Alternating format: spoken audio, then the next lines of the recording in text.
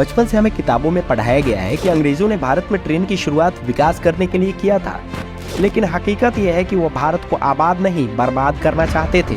वो इन ट्रेनों की मदद से भारत से लूटा हुआ सारा सामान कम से कम टाइम में बंदरगाहों तक, फिर वहां से जहाजों में लोड करके सीधा इंग्लैंड भेज देते थे।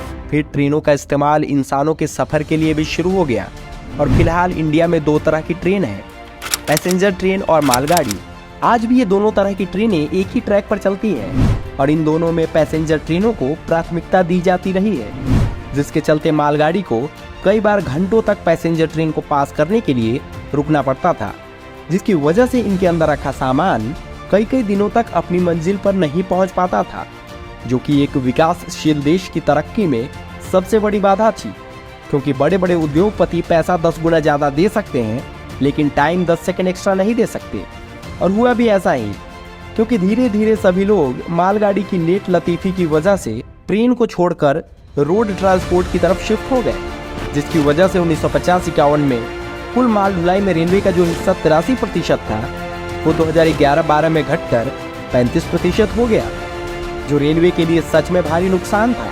रेलवे के इसी नुकसान को पूरा करने के लिए सरकार ने 2005 में डेडिकेटेड फ्रेट कॉरिडोर प्रोजेक्ट की घोषणा की थी, लेकिन घोषणा ने कागजों पर ही दम तोड़ दिया था।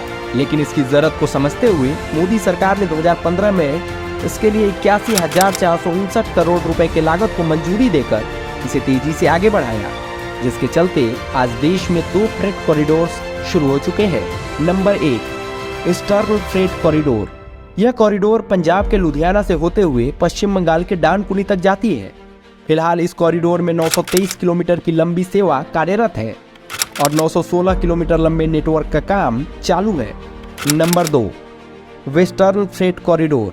ये कॉरिडोर उत्तर प्रदेश के दादरी से होते हुए महाराष्ट्र के JLN पोर्ट तक जाती है। इस कॉरिडोर में 935 किलोमीटर की सर्विस शुरू हो चुकी है और 569 किलोमीटर की रेल नेटवर्क का काम अभी तेजी से चल रहा है। इन दोनों ही कॉरिडोर की लंबाई 2843 किलोमीटर है, जिसकी लागत करीब 84,000 करोड़ तक होने वाली है। इन दोनों कॉरिडोर के अलावा रेलवे की पूरी तरह से काया पलट करने के लिए और 4 DFCs यानी कि dedicated freight corridor planning phase में है। इनके नाम है east west dedicated freight corridor, north south dedicated freight corridor, east coast dedicated freight corridor, south dedicated freight corridor. क्या होगा फायदा? अब आप में से कई लोग ये सोच रहे होंगे कि माल चाहे रोड से जाए या ट्रेन से, जा तो रही है, लेकिन इसके लिए अलग से रेलवे ट्रैक और रेलवे स्टेशन बनाने की क्या जरूरत है?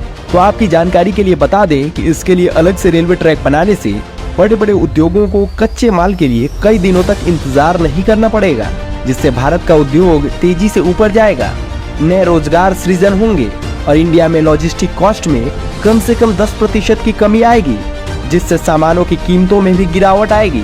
फिलहाल इंडिया में लॉजिस्टिक कॉस्ट 16 से 18%, चीन में 10% और अमेरिका में 6 से 8% है। वैसे जो काम आज से कम 50 साल पहले हो जाना चाहिए था, वो काम अब तक नहीं हुआ, जिसकी वजह से लोग रेलवे छोड़ रोड ट्रांसपोर्ट की तरफ खिंचते चले गए और रेलवे को भारी नुकसान उठाना पड़ा।